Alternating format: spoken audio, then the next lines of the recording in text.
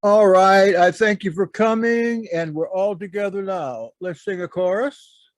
All together now, all together now. That's enough. And I have probably about 20 minutes of a discussion that is recorded about life after death, which includes resurrection. No, they threw that out. Um Reincarnation, NDEs, and a few other pretty interesting things. I got interested in this a long time ago, in about 1990, when I picked up a copy of Raymond Moody's book, The Life After Life. Raymond Moody was, I believe, a psychiatrist, just a young guy who started getting interested in young children and their near-death experiences, dreams, and so forth. So he started cataloging these things, and he tried to see the percent of validity. And I believe that he probably categorized about 10,000 different instances of this because he was given uh, access to a children's hospital. It is a really good book. He's written a couple after that. It really bolsters your faith, and it makes you want to think that Dr. Moody is a person of faith. And so from that beginning, I think NDE research became popular. And after that, maybe the idea of people being reincarnated. Ooh, reincarnated came along. And then when we first got this radio thing going, we had an assistant, Lisa, who picked up a book that we all had to pick up. It was so good and so strange. And I don't have the name of it right now, but you'll probably recognize it. This was a brain surgeon that was writing. He had no belief system. He had no religion. He was a secular, high class, and very highly skilled doctor. And so what happened to him is that he began to manifest brain encephalitis.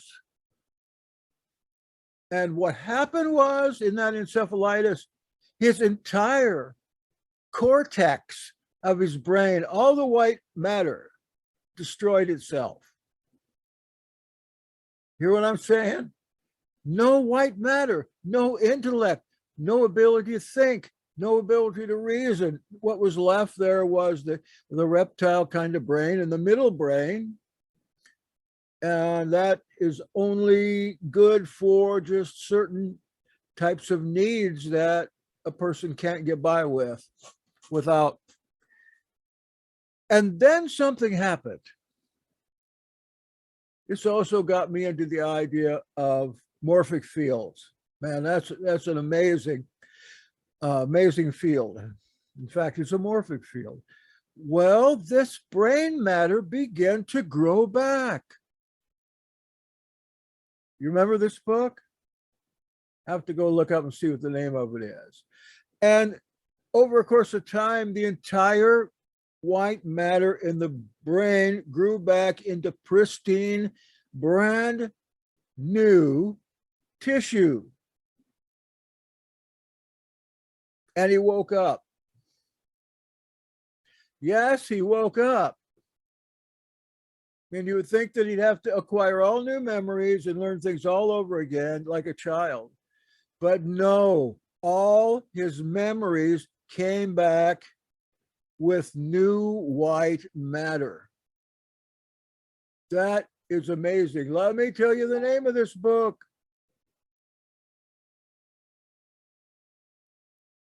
Oh, wait a minute here. Okay. I want to find the name of it. And so I'm going to go into my file of some, probably 2,000 radio shows since we began to do this. You're probably on half of them, Sean. And see, I get a little shook up when I'm looking for things and I got people on here. Just do a dry fast for 11 days. You get the same result. You mean my brain will be eaten away? I don't have that much left of that. Let's see. I'm going to the external drive and to H&R. And down here, I should see it in just a minute.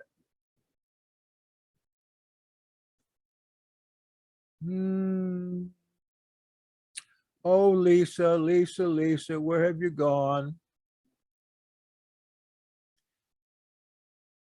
When she left, she sabotaged our group.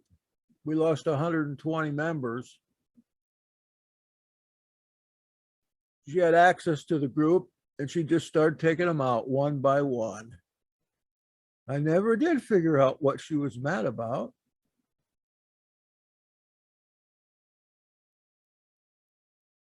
Oh no, where is that? Where are you?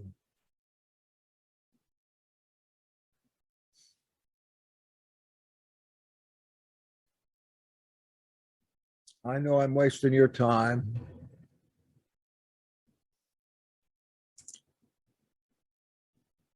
Lisa, search audio. And not a thing there. No wonder I couldn't find it. It has disappeared. Why don't these things work when you need them?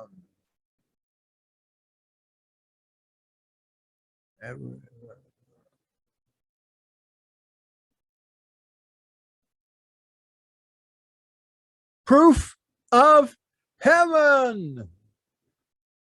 I found it. I found it. Proof of heaven. You ought to be able to get that for about 23 cents now. And you will read in it an afterlife that is really completely divorced from anything that you've ever thought of or heard of. Believe me, it's the weirdest story of an afterlife that is after the tunnel, after the figure that with open arms. And again, this is a brain surgeon that got a whole new brain. That's never happened before. But wait, there's more. A few years later after this, a woman in Brazil, the same thing happened to her. She had this awful viral encephalitis. Her brain was eaten away to nothing. She had just become a vegetable, and then it started growing back. Wow, we need to capture that medical miracle. Think of what could happen with, say, Alzheimer and dementia patients if we had a means by which to grow that white matter back. And that's the problem with them, is that you've got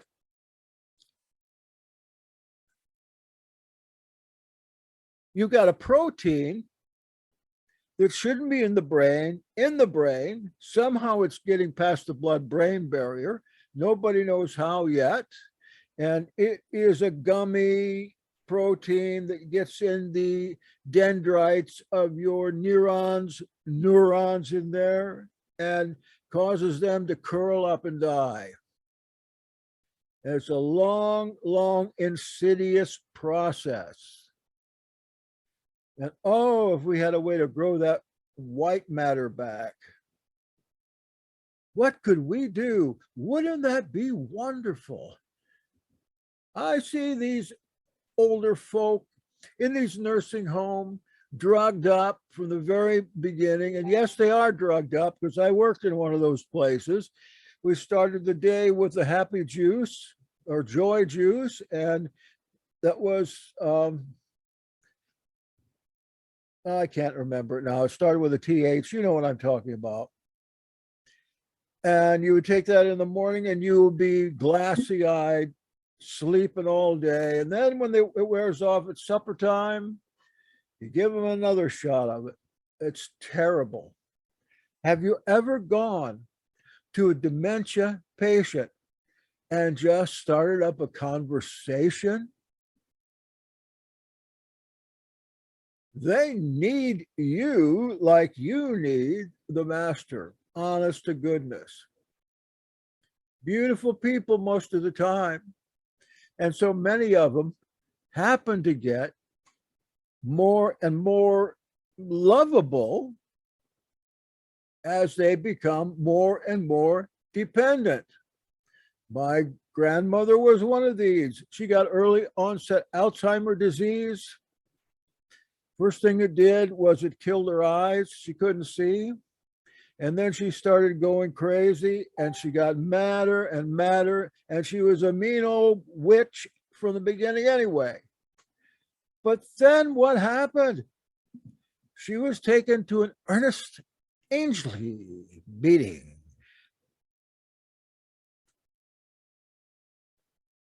Akron, Ohio. That sounds like him, doesn't it?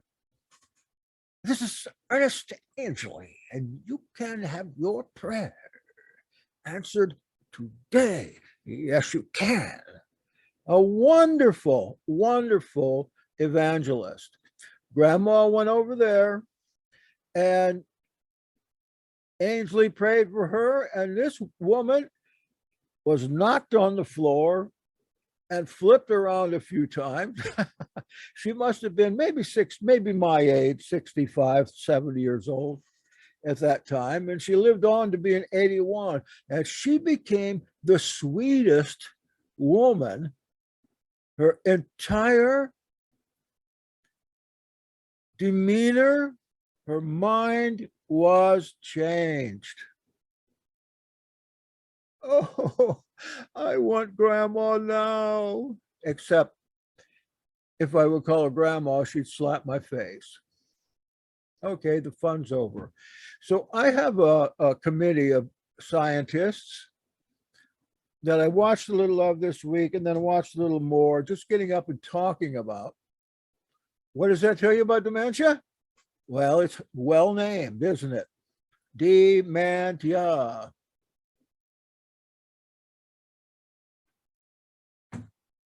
And if you go around some of those people, you know, they are made by the physical disease helpless. Helpless to these octopus-like demons that will crawl up on their face when they're asleep and eventually take over their whole body. And you go in there and try to minister to them. Just try to talk in tongues. Try to pray in tongues. They will start scratching at you with their fingernails and their faces will change. This isn't the person. This is the demon that's been given leave to come in them by their loved ones. And I could tell you stories, especially about those people with trauma, head trauma, that became dementia patients from the Church of Christ. Because the Church of Christ, you know, believes that that stuff from the devil. It's from the devil. They think that healing is from the devil. Is that ridiculous? I mean, who is it that then heals you? Well, anyway, we went in and ministered to a fellow in a nursing home that got hit by a van and he became a quadriplegic. Let me just say one thing about this. We went in there and I went behind him and began to pray in tongues just a little bit, and he turned into a fierce animal. He sure did. And so we left because he started going crazy. Every time I would say a word in tongues, I mean, I wouldn't even say it. I would just mouth it behind him. I am not lying, because I never lie and I'm always right.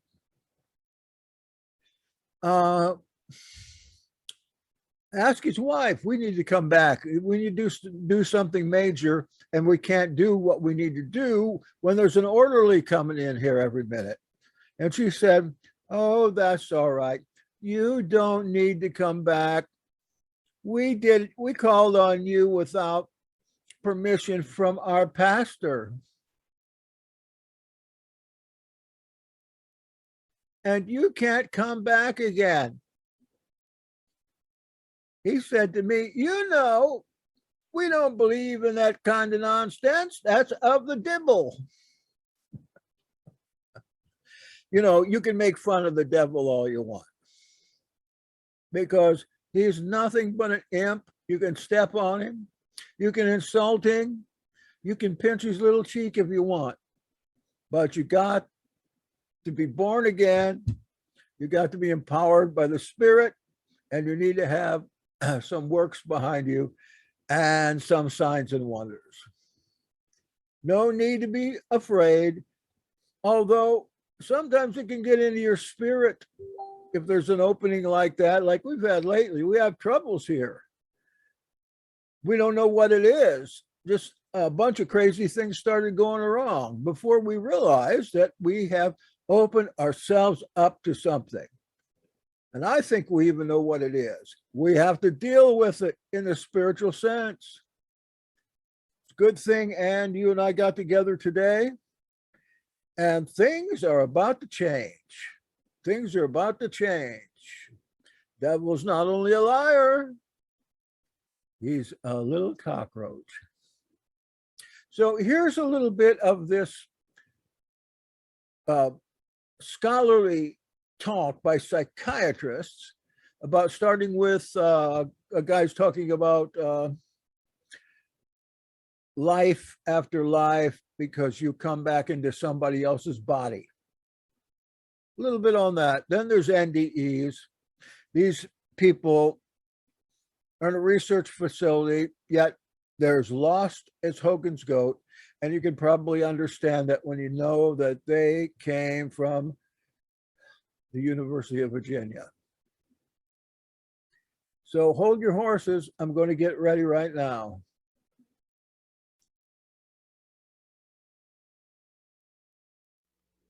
Good afternoon. I'd like to welcome you to this Medical Center Hour.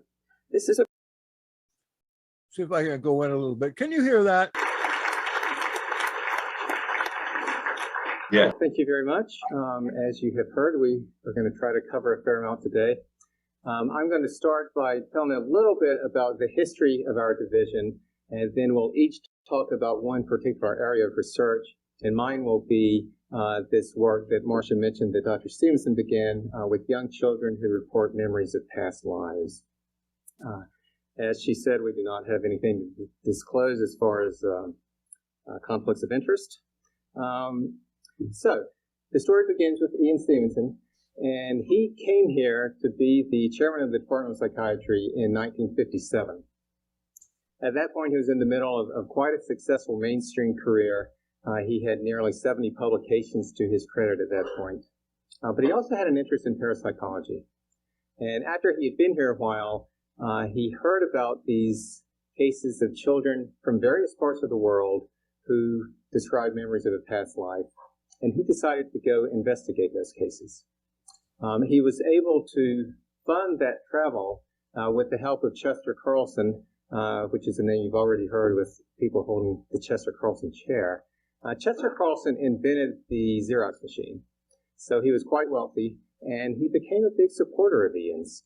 So in 1967, with Carlson's help, Ian was able to step down as chairman of the department and establish what we now call the Division of Perceptual Studies.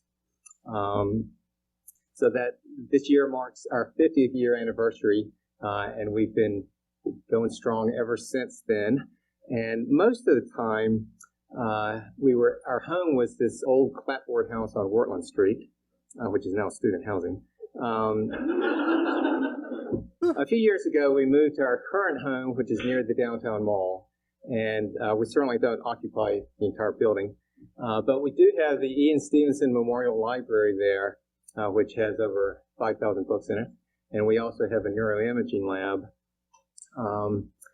And as for Ian, once he established the division in 1967, he spent the bulk of the next 40 years focused on these cases of children reporting past life memories.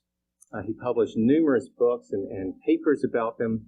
One of his books was reviewed in JAMA, and it was actually reviewed by the book review editor, who wrote, "In regard to reincarnation, he has painstakingly and unemotionally collected a detailed series of cases from India, cases in which the evidence is difficult to explain on any other grounds. He's placed on record a large amount of data that cannot be ignored." So to tell you a little bit about this phenomenon, we have now studied over 2,500 cases around the world. They are easiest to find in cultures with a belief in reincarnation, but they have been found wherever anyone has looked for them. They have been found on all the continents except Antarctica. And they typically involve very young children who spontaneously start talking about a past life and a recent ordinary past life. These kids are not claiming to be Cleopatra or Julius Caesar or anything like that, just describing somebody who lived and died. The one part of the life that's often out of the ordinary is how the previous person died. In over 70% of the cases, the previous person died by unnatural means, meaning murder, suicide, accident, combat, that sort of thing. And often the kids, in fact, in most of the cases that we've investigated, the kids give enough details so that people have been able to confirm that somebody did actually live and die whose life matches the details that the child gave. Now, along with the statements, the children often show emotional or behavioral features that seem connected to the material they're describing, and I'll give you an example of that in a minute. In addition, some children even have birthmarks or birth defects that match wounds, usually the fatal wounds, on the body of the previous person. And Ian studied a lot of these cases. One was a little girl who remembered the life of a man who got his fingers chopped off as he was being murdered, and the little girl was born with her hands looking like that. There was a boy who remembered the life of a boy in another village who had lost the fingers of his right hand in a fodder chopping machine, and the second little boy was born with his hands looking like that, which is quite an unusual defect. And then there was a boy who remembered the life of a man who had been killed by a shotgun blast to the side of his head, and the little boy was born with just a stump for an ear and an underdeveloped right side of his face. Ian also listed 18 cases in which children were born with two birthmarks, ones that matched both the entrance wound and the exit wound on the body of a gunshot victim.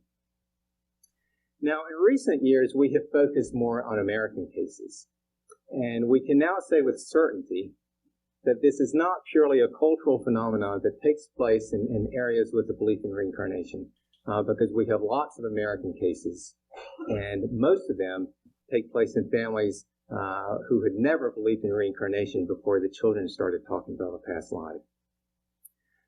So I want to give you an example of a case, and then I'll turn things over to Bruce. This is a case that got some publicity a few years ago. It's a little boy named James Leininger. Oh, he's not so little anymore, but James was the son of a Christian couple in Louisiana. And his dad in particular was quite opposed to the idea of reincarnation before all this started. But around the time of his second birthday, James started having horrible nightmares multiple times a week in which he would be kicking his legs up in the air and screaming, "Airplane crash on fire, little man can't get out." And during the day, he would take his little toy airplanes and he would say, "Airplane crash on fire," and bam, he would slam them into the family's coffee table. He did this over and over again, and his parents are apparently tolerant people because their coffee table had dozens of scratches and dents from airplane crash on fire, bam. So when you add that play to the nightmares that he was having, he really looked like a traumatized child, but he had not experienced any trauma, at least in this life. And then a little while after his second birthday, his parents were able to have several conversations with him during the day in which he could talk about these things.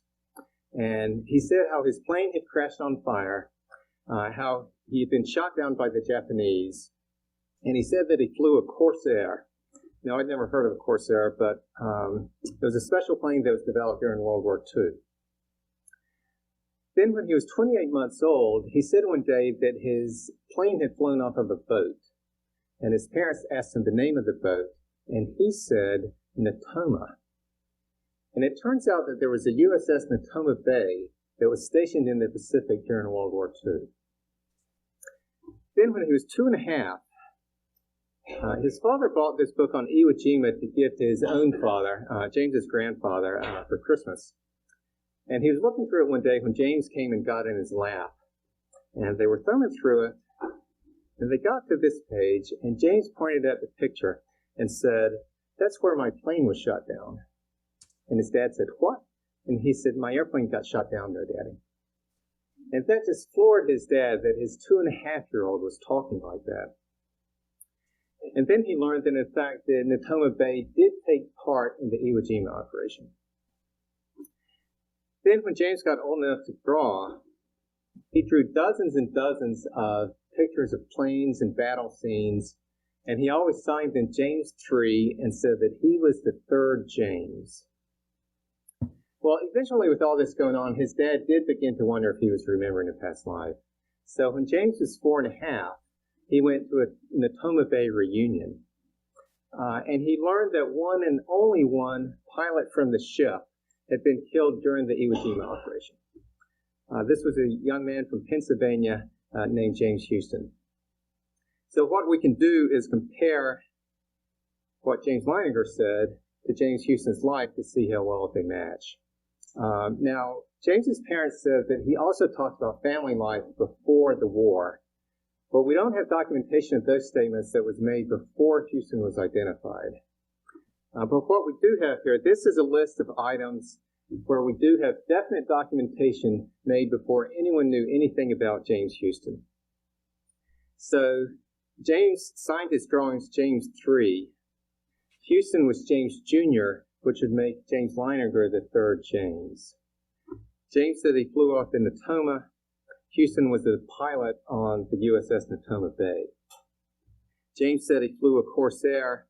Houston had flown a Corsair. He was actually flying a different plane when he was killed, but he was part of the squadron that tested the Corsair for the Navy. James said he was shot down by the Japanese, and Houston was shot down by the Japanese. James said he died at Iwo Jima.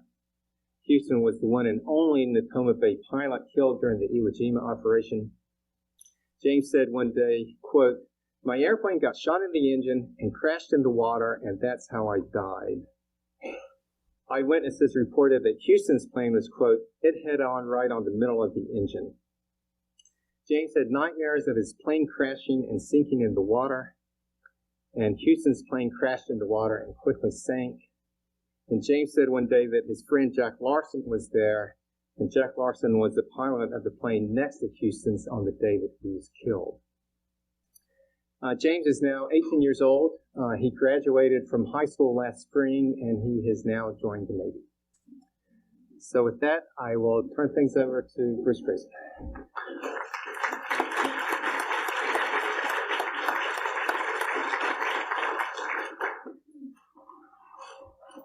Thank you, Jim.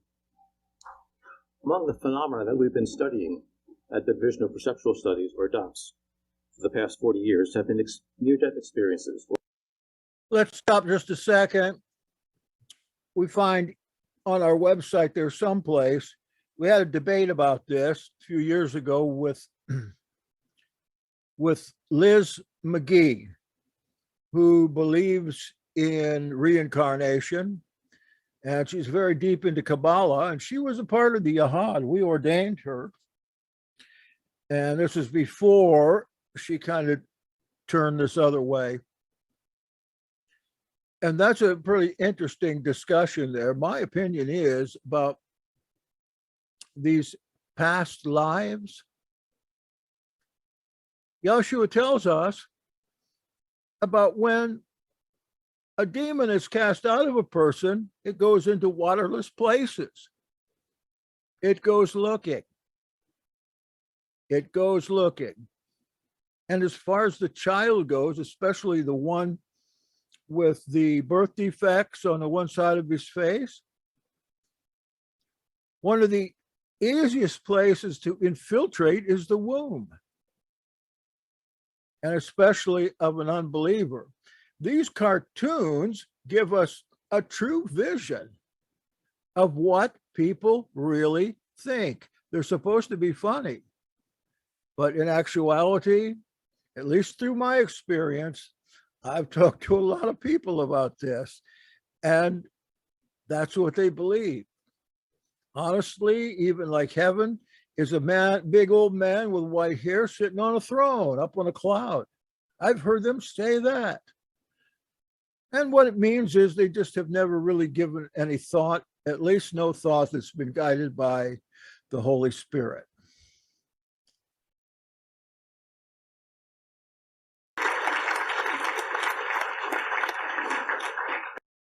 Pacific during World War II. Houston's on the day that he was killed. James is now 18 years old. He graduated from high school last spring, and he has now joined the Navy.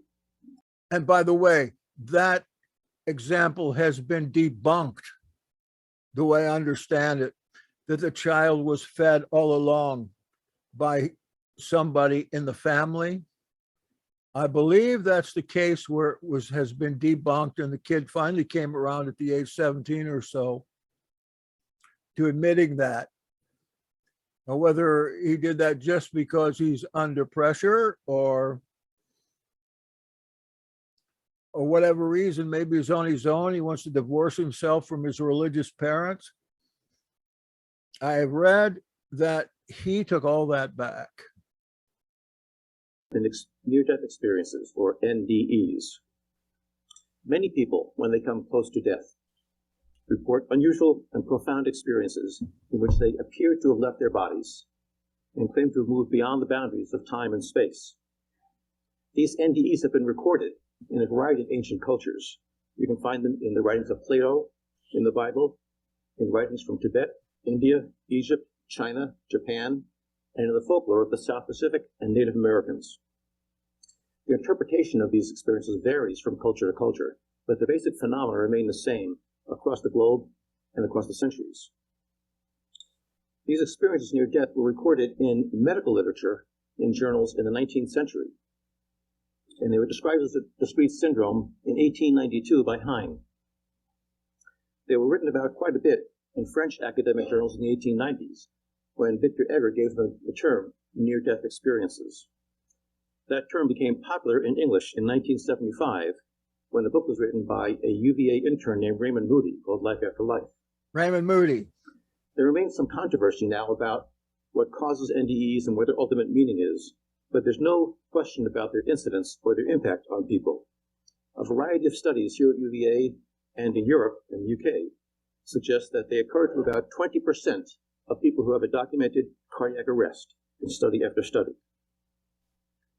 We at UVA have developed a model of the NDE and a scale to quantify the depth of NDEs that's been used in hundreds of studies around the world. It basically looks at NDEs as being composed of four component parts: changes in thought processes, changes in emotional states, apparently paranormal phenomena, and what seem to be otherworldly phenomena. The changes in thought processes include a sense of time being distorted. People often talk about having a sense of timelessness, thinking being faster and clearer than usual, having a life review or panoramic memory where your entire life flashes before your eyes, and a sense of sudden understanding or revelation where everything becomes crystal clear. The changes in feeling include a sense of peace and well-being, feelings of joy, a sense of oneness or cosmic unity, and an encounter with what seems to be a loving, warm being of light. The apparently paranormal features include extraordinary sensory vividness, People report seeing colors they have never seen on Earth, hearing sounds they've never heard before, having what seems to be frank extrasensory perception of things going on elsewhere, visions of the future, and a sense of leaving the physical body. The otherworldly features include being in an otherworldly realm, unearthly or mystical realm, encountering some mystical being or presence, seeing deceased spirits or religious spirits, and coming to a border or point of no return beyond which you can't come back. Now, most NDEs, in fact, have a combination of all four of these elements to varying degrees. As an example, let me give you the report of one woman who had the following experience. She said, "During the war, I was very ill in the hospital. One morning, the nurse came in and found me showing no sign of life whatever. She called the doctors, to whom I also appeared dead, and I remained so, they told me afterwards, for at least 20 minutes. I became aware of a brilliant light and felt drawn toward it. It seemed that time was different or non-existent there, wherever there was. The light was beautiful to look at and projected feelings of unconditional love and peace. Looking around, I found myself in a beautiful green undulating country. I then saw a young officer with a few soldiers approaching. The officer was my favorite cousin, Alvin.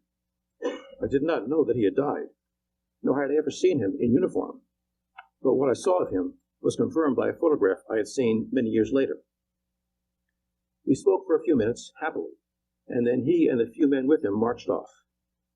Then a presence beside me explained that these soldiers were allowed to go and greet others who were dying and help them meet their death. My next vivid recollection after this was of looking down from about ceiling height onto a bed on which lay a very emaciated body. There were white-coated doctors and nurses around it. I yelled out to them, but they couldn't hear me. I could see everything clearly and felt warm, safe, and peaceful. In a few moments, I was looking up at them and feeling a sensation of intense disappointment. I had come back from something so lovely and so utterly satisfying. 2 days later, the doctor told me that I was lucky I didn't die. I told him that I did. He looked at me in a strange way and scheduled me for psychological evaluation. I learned to keep my mouth shut about that from that time on. Now, one of the problems we have in researching near-death experiences is that, for the most part, they're retrospective. We're getting accounts from people who had the experience at some time in the past. That leaves open the question of how reliable memories of NDEs really are. Some authors have speculated that memories are embellished over the years, and particularly that the sense of well-being and peace and the pleasantness of the experience gets embellished over time. Because we've been studying these experiences for 4 decades now, we're able to address this question. Starting in 2002, I started trying to reconnect with people I had interviewed in the 1980s about their near-death experiences and asked them to describe their NDEs for me again. What we found, going a long way here, is that the NDE scale scores measuring the depth of the NDE were the same now in the 2000s as they were in the 1980s. And that held true for all 4 of the components: changes in thinking, changes in feeling, paranormal, and transcendental. So memories of the NDE are indeed reliable over years, and that suggests that retrospective research is also reliable. Another important question about retrospective reports of NDEs is whether they're influenced by cultural beliefs. We know that people's cultural beliefs influence how they interpret their perceptions. We see what we expect. For example, near-death experiences in third world countries do not talk about entering a tunnel the way Americans do. They may talk about entering a cave or a well. One truck driver who I interviewed talked about entering a tailpipe. So we tend to use whatever cultural metaphors are at your disposal to describe the phenomenon. So our NDE is just reporting what they expect to happen when they come close to death.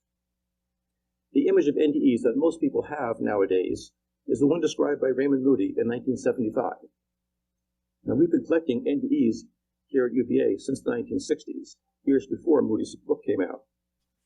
So we compared 24 experiences we collected in the 1960s with 24 recent experiences that were matched with the original ones in terms of age, race, gender, religion, cause of death, and proximity to death. What we found is that the features that Moody reported were reported just as often before the experience and after the experience, no matter what we looked at. the out-of-body experience, the feeling of peace, meeting others, a being of light, noises, or life review, all reported before Moody had described them, as often as they are now. And it also held true for the after effects that Moody reported. Attitude changes, loss of fear of death, difficulty telling others, belief in survival after life, and corroboration of extrasensory perceptions, all reported as often before Moody described them as after. So reports do not seem to be influenced by the widespread public knowledge of NDEs. Although the interpretation of the phenomena may be influenced by culture, the actual experience appears not to be. But even though these memories of NDEs are reliable and consistent over decades, that doesn't establish that their memories are real events, rather than memories of fantasies or hallucinations. To test that possibility, we use the Memory Characteristics Questionnaire, which was designed to differentiate memories of real events from memories of imagined events. This Memory Characteristics Questionnaire taps into 5 aspects of memories that reliably differentiate memories of real from imagined events. It includes the clarity of the memories, including the visual detail, sensory aspects like sounds, smell, taste in the memory, contextual features like the memory for location and spatial arrangements, thoughts and feelings during the recalled event, and the intensity of feelings both during the event and now, remembering it.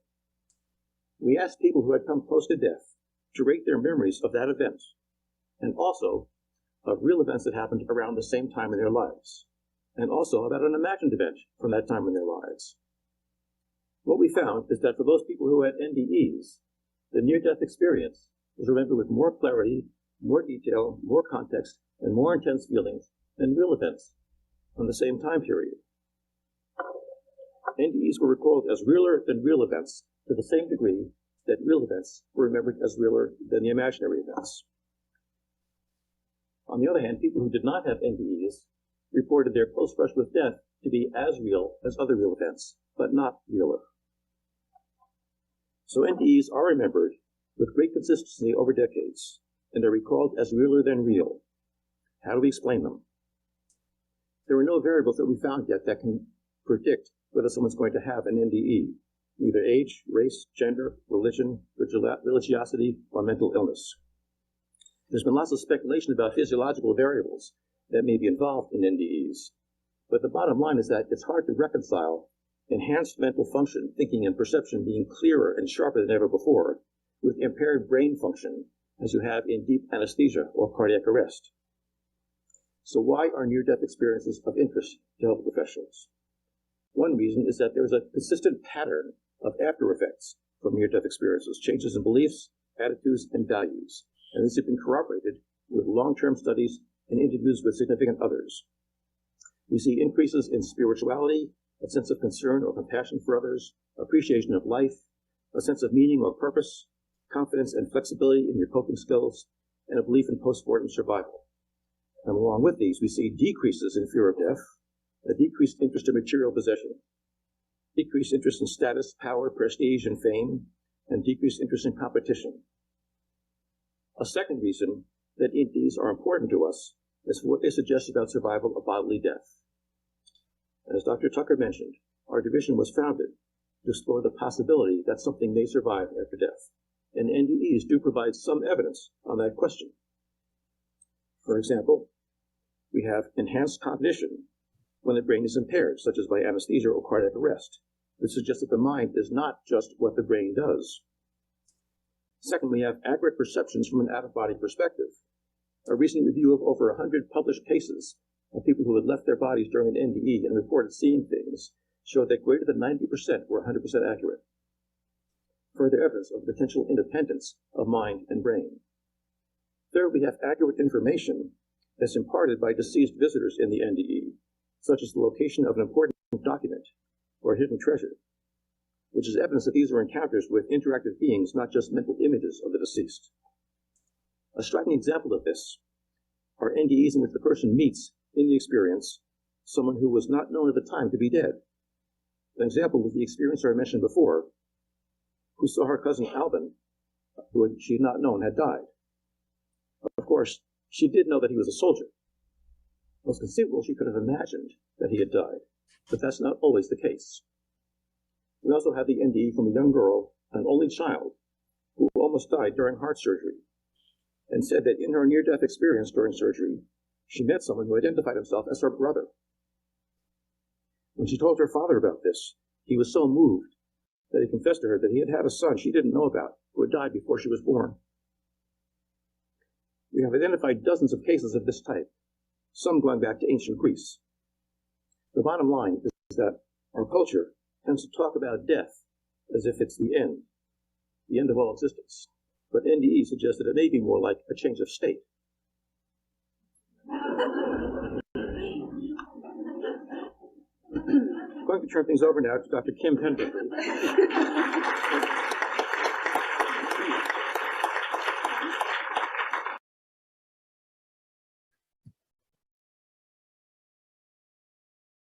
Okay, that's enough of that. I saw some really, really good chat items.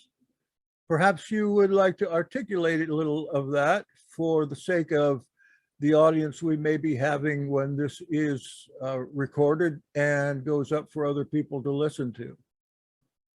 I'd love to hear what you think about, especially about near-death experiences.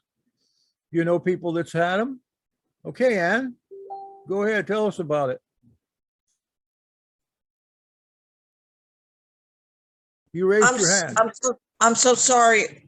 I didn't mean to raise my hand, but actually I do have a testimony. Well, of course. Yeah, go ahead. I was instructed to pray, well, to speak, not to pray. I was instructed to speak to my son who had been killed by a blow. I'm sorry, that was an interruption. And he was at Vanderbilt University in hospital in Nashville. And they didn't want me to go in because they wanted his organs. And I insisted, and I went in. I could barely squeeze in beside his tiny, tiny bed. And I began to speak with him. And I just spoke frankly to him. He was an amazing believer and an amazing, I guess you might call him an apostolic anointing, maybe. He would teach the young, he was only 20, but he would teach the other youngsters, and he would stay up all night if they wanted to stay up all night and answer their questions. And he would always take them to the scripture that answered their question. And so they named him the wise man. The wise man? Yeah, that's what they called him, and his peers. And the enemy hated him. And 2 weeks before he was shot, he came to me and he said, Mom, I need you to, he called and he made an appointment. He said, Mom, I know you're busy, and if I don't make an appointment, I won't be able to see you. So I need an hour at least. He came and he wouldn't let me speak. He said, I need to speak to you, and I need you not to speak. And he knew that the enemy had an assignment on his life, and he knew that he might be taken. And 2 weeks later, he was shot in the head.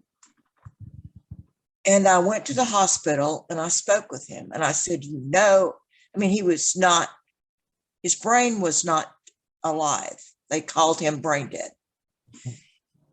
But I spoke to him and I said, that the enemy had an assignment on you. You cannot allow him to win. You must rise. And when they got him upstairs and put him on all the instruments and on all the life support and all that, the doctors came out. There were 3 of them, and they stood in front of about 30 people who were there with us. And they said, we don't understand this. We've never seen it before. We don't know how to explain it. We don't know how it's happened, but he's no longer brain dead. In fact, his brain waves are elevated. And he understood everything he said. He was breathing on his own, everything. And when I went to the airport to pick up his sister, they killed him. They took him, and I never saw him again because the hospital wanted his organs, and they used the old paperwork that said he was brain dead. And they convinced his own father to sign their paperwork, and they took him.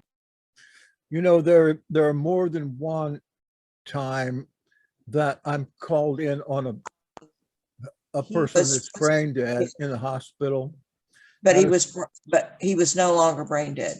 When they took him, he was alive. He was alive. He was alive. I'm afraid to say that is hospital protocol anymore. Yes, and do not ever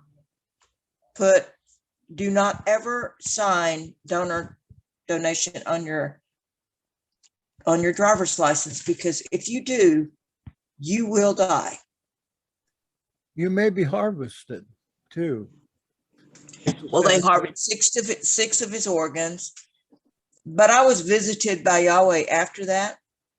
I have peace. I'm not in unforgiveness. I did take the organ harvester's job. As a mother, I just had to do that. But it didn't bring my son back.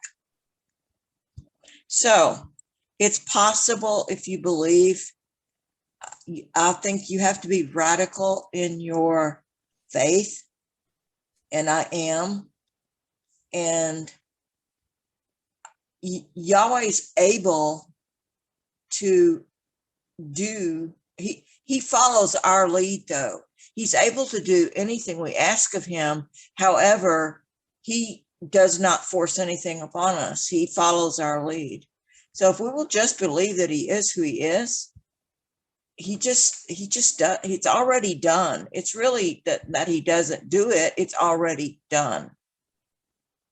Mm-hmm.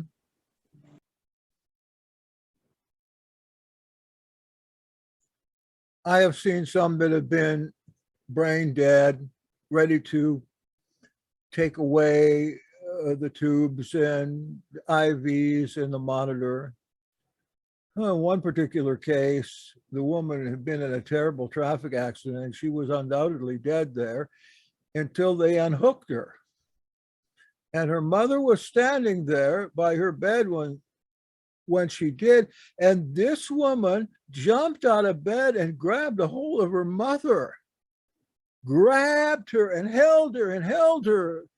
And the mother was scared out of her wits and couldn't get away. The grasp was so strong. Maybe that's synchronicity, I don't know, but then of course she expired. But something's happening there. Something's happening there. I've seen several things that happen like that, and you just don't expect that. Now I see what you're saying there, Andrew. He's talking about something called synchronicity. Basically explains all these things. It's not anything to do with demons, but it's simply harmonies. All right, the only problem with that is, how do we explain synchronicity? He says, just like Facebook and Google tries to show you things that are of interest to you using algorithms, brains have algorithms just like computers that can receive other thoughts. So a child could easily accidentally download a file from someone else's life. Yes, especially considering morphic fields, in which their memories get imprinted onto your brain, but it's not proof of reincarnation. Rather, it's evidence of synchronicity and a universal energy in a mind that we all are connected to.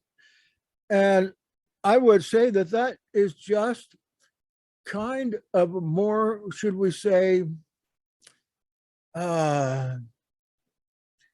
more of a parascientific way of explaining something that the folks in the country know are demons. They have no other way to explain it, but that's the way it's been taught. So it's a valid explanation. They both are. But these days, they're finding more and more evidences of synchronicity. And yes, algorithms. Algorithm is a plan in which is set out beforehand to get a particular work done. For instance, you're going to go to the gas station, and if you're going to write an algorithm, you're going to say, I'm going to get up in the morning, next step, I'm going to eat my breakfast, or I'm going to just go out to the car, and then I'm going to start the engine. And that is an algorithm in a very simple term, a plan to do something beforehand, and then usually letting a device to bring the plan to fruition, whether it's a computer or it's a brain. I think there's so much more that's going to come out about these things in the future, especially as we get more and more into quantum. But Sean, with the two of my teenage friends were thrown all over the room by a 13-year-old that was screaming blasphemous things. That's something that's always there. It's always blasphemy. It's always actions and vocalizations that are I can't say anti-religious so much, but anti-deity. In one case that I remember, I've been involved in this a lot in my life, not much recently, but we had a boy that every time he took communion, he would get just like this. He'd become wild and have a wry face on his pate.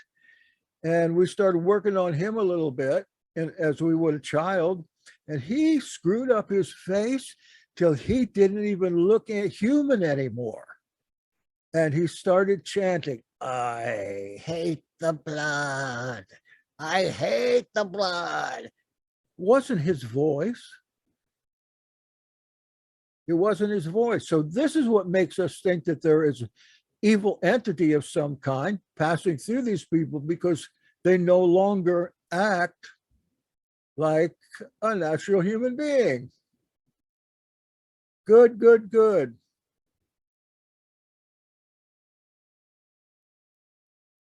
Anybody else?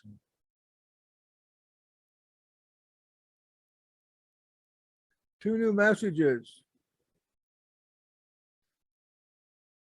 All right, you guys need to start considering doing what I ask you and break in and tell us these things.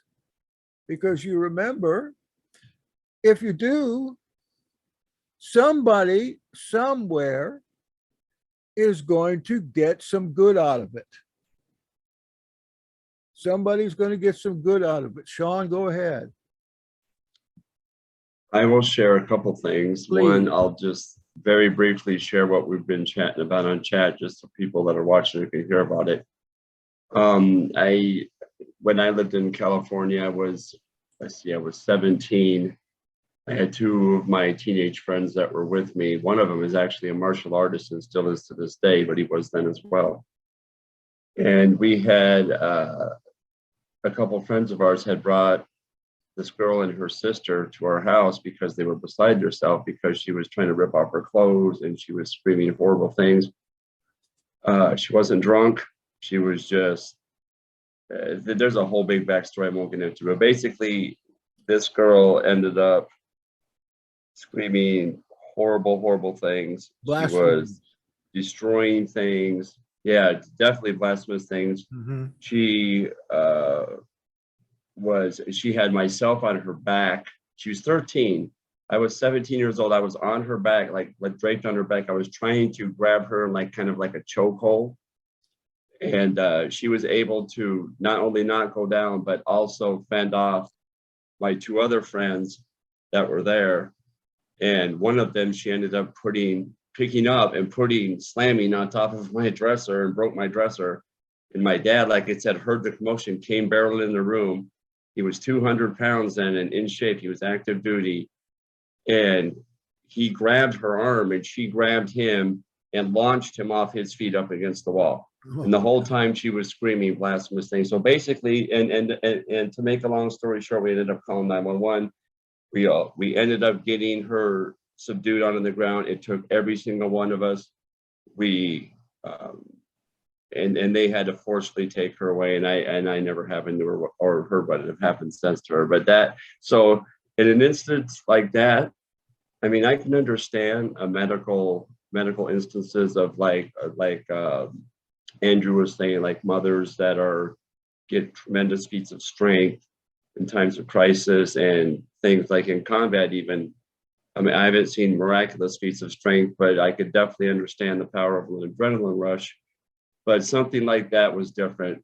I mean, yeah, she was saying, and there's not enough adrenaline to sustain a violent confrontation like that and pick people up that are, outweigh her by 30 pounds or more and slam them on dressers. And so that's my only story about that. So I'm a believer of the demonic, and I do believe in the Enochian version of it, because to me it makes sense based on what the gospel is and what Yeshua says and what even the Nazarene Acts testify of it. So that's what I think. Well, you've got a counter thought here.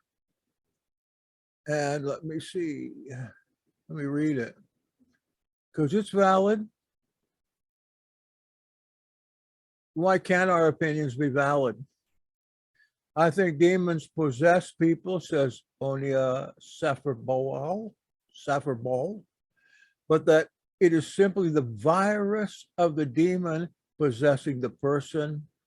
Didn't they used to call that in the days of ancient Greece, the daemon, the D-A-E-M-O-N? It wasn't the same as a demon. It's like the inner person, the deep inner person, a virus of a person. And those cases in the Gospels of demons possessing people are simply the viruses of the demons possessing people. What? You think that demons must be bodily entities if they can harbor viruses, or maybe using the word virus in like a metaphorical sense. So let me just explain Yeah. a little bit. So I was studying some of the Babylonian literature, and the Babylonians basically believed in demons in the ancient times. But when you read their writings, the way that they describe demons is basically the way that we view viruses in modern times. So I think, I believe that when the giants died, just like Enoch and Jubilee say, the dead spirits of the giants became demons. But I think the demons got trapped, like, so you know viruses have like an actual genetic code, right? They have a physical thing. So I think the spirits were trapped into this form where they're stuck in like a virus type of form. And so like for viruses, for example, viruses are neither dead nor alive. They're not considered life by scientists, but they act as if they're alive, and they can only spread and be active if they have a host. If they don't have the host, then they can't do anything. So in order to be active, they actually have to be possessing or in a host organism. And I think so I think these are actual demons possessing people, but that when they possess people, they're not like actively trying to make them become apostates and worship Satan and all this stuff. I think they're simply, they possess the person and give them a disease of some kind, and then that disease can potentially send them negative thoughts, and then if the person reacts to those negative thoughts, it becomes like a feedback loop where the more and more you feed into the negative thoughts, you start going down a dark path. So I think it's more the way demons possess people. I think it's more automatic in what's happening, and not like them actively trying. Like I said, they're not actively trying to make them become Satan worshipers and murder everybody and do all kinds of evil. I think they're simply giving them a disease, and then that disease is leading to indirectly to these type of things happening. So like, it's just what they do. We go back to the theory of algorithm again. It's just what they do. It's what they're programmed to do. Yeah. It's like, you know, That's my idea. diseases, biological viruses, as far as we know, they don't have a mind to make up what's good and what's evil, and whether they thought it was evil or not and wanted to change, they wouldn't quit what they're doing because that's how they're programmed. Right. Okay. So that's my view. Okay, that's good. And and one other thing about that is that I also came to that conclusion because I find it questionable from the perspective of, like, you know, to try to convince other people. It's important to have evidence, but the problem is that nearly every case of what someone might call a demon, it could also easily be explained by what, you know, the scientists try to deny the existence of demons. And so they basically explain everything away as a mental illness or a virus. And they just say, you know, there's no spiritual things. So I think there's no clear way to distinguish when it's a demon or when it's a virus. And yet somehow in the ancient times, both the pagans, like the Babylonians, as well as the Israelites, they always knew when someone had a demon. It wasn't a question. Like, it wasn't like, oh, maybe they have a demon. It's like, that person has a demon. And I think it's because they were identifying what we're identifying as viruses. They were believing that that's actually a demon that's possessing people and causing them to do those things. So anyway, that's all. Okay, my that's view. good. Let's go back to NDEs for a minute. Do people come back from the dead? Are they dead? Or are they in some other state? What do you think? I think the vast majority of them, my wife and I were just talking about this night before last. I think that our Creator has created us in such a way that when we die, you know, we go through that the tunnel of light. I think everybody goes through that. As far as after that, I think is dependent on, of course, your beliefs, but Yeah. Second Esdras talks about a 7-day period after you die where you're shown things about your life and you're given like a review of, Oh, yes. there's a lot of accounts of people coming back from the dead, but they're always like within a few days of when the person had died. So I think there's like a biological ability of our bodies to somehow come back after we die for like a few days. But after that few days, I don't think there's a way for people to come back unless like an actual divine intervention happened, where, like with Ezekiel, with the dry bones being resurrected, you know, that was clearly a miracle. But most of these other things, I wouldn't necessarily attribute them to miracles, but like I think God set up a system, or, you know, Elohim set up a system for miracles where I don't think Yahweh or Elohim are actively making the miracle happen. I think they set up a system in place so that miracles happen on their own naturally. The vast majority of miracles and prayers being answered, I think are answered by nature, the system that Elohim has set up, sort of like a computer program that Elohim set up to automatically answer people's prayers and to do limited miracles. And then for exceptional miracles, like major miracles, that requires divine intervention. But that's very rare. That almost, in my view, those like big miracles almost never happen. Yeah, I believe what you're saying is at least observable, actual creative miracles are primarily very few and far between. I think a lot of times because we just are not able to comprehend or see those things. I think a lot of little miracles happen to us every day, but we just don't know to acknowledge them because maybe we might be prevented from doing something. Yeah, okay.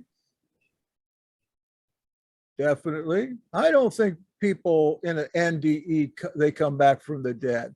I don't think they're dead. I think there's certainly some biological thing going on here. Probably, you know, the enkephalins, endorphins, that when you come close to death, they start shooting out chemicals. I've been there. I only got to the first step of an NDE, but I can tell you what the scientists that study this say is true. You get to a place where you feel peaceful and you don't care. You just don't care whether you go on, you're in your right mind, whether you go on or whether you come back. You don't care. You feel all right. So that is one of the things that we might take as an example of not being afraid of death, because something happens there to soften the blow of death. Death has no sting, no victory anymore. I just thought of something, Jackson, that might kind of go along with what you're saying. Like, so you know how scriptures refer to like when you die as like when someone has died, they're like asleep. So has anyone experienced where they're like trying to go to sleep and then they're like in a middle zone where like they're not fully asleep, but like they're sort of like dreaming, but they're still somewhat awake still? It's like this middle thing. And so maybe there's something like that where like there's like a middle state where you're dying. In that state of dying, it's progressing to the state of sleep. So it's like an in-between thing where you're experiencing like a taste of what it's like to be dead, but you're not fully dead yet. You're still actually alive. So it might be something like that. Oh, yeah.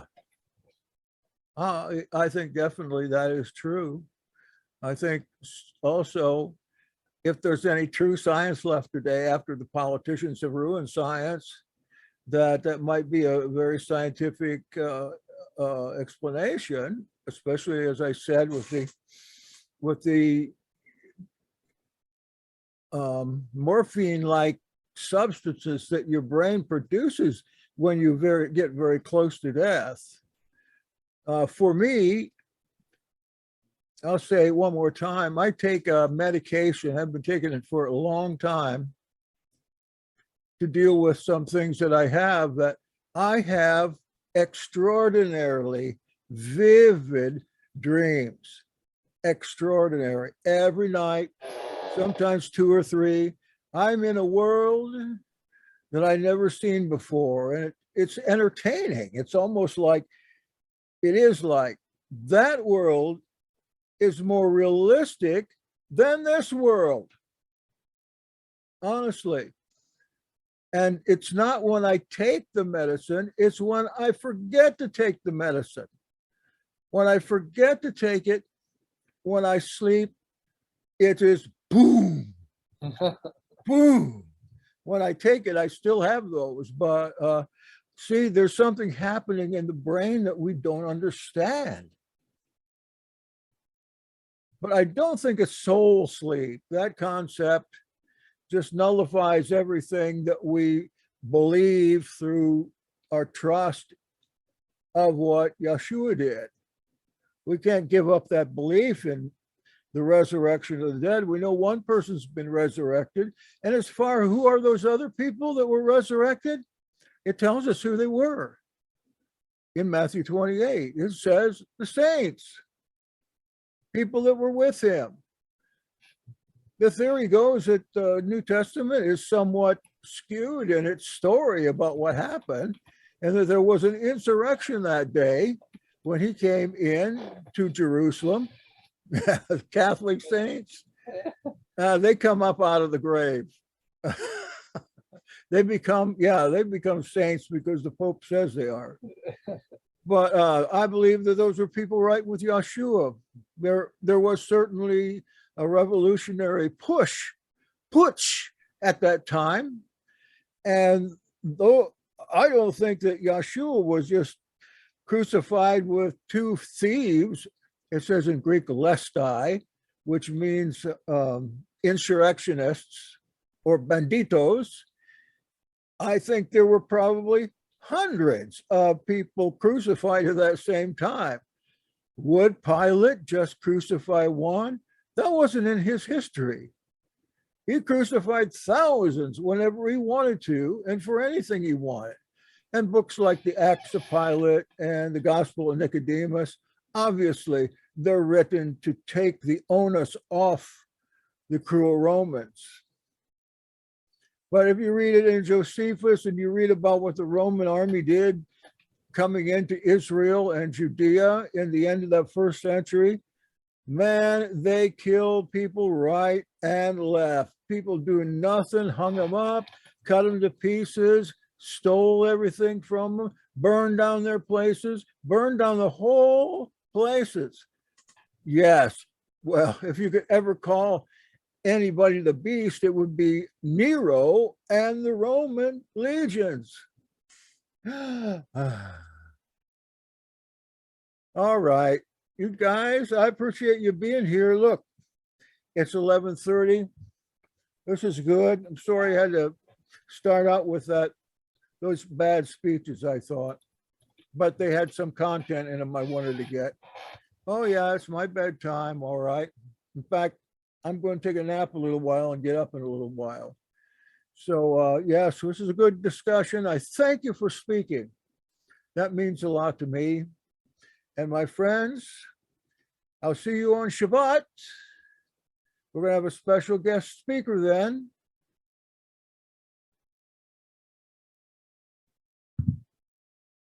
You get me again. I want to do something new. I want to do what's called a sermon in dialogue. You can look that up, or you can come on. However, I will only be maybe 40 minutes, so I'll try not to bore you to death. In fact, I challenge you. When 45 minutes are up, turn on the alarm. Let me know. You won't do that, will you?